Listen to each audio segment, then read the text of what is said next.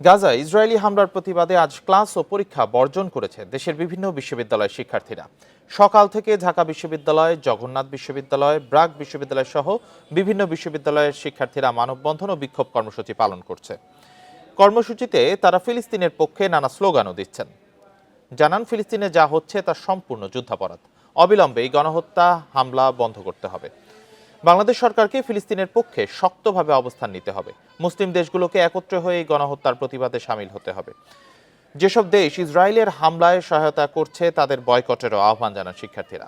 এর আগে রোববার the world stops for Gaza কর্মসূচির সঙ্গে সংহতি জানিয়ে ক্লাস ও পরীক্ষা বর্জনের ঘোষণা দেন সারা দেশের বিভিন্ন বিশ্ববিদ্যালয়ের শিক্ষার্থীরা।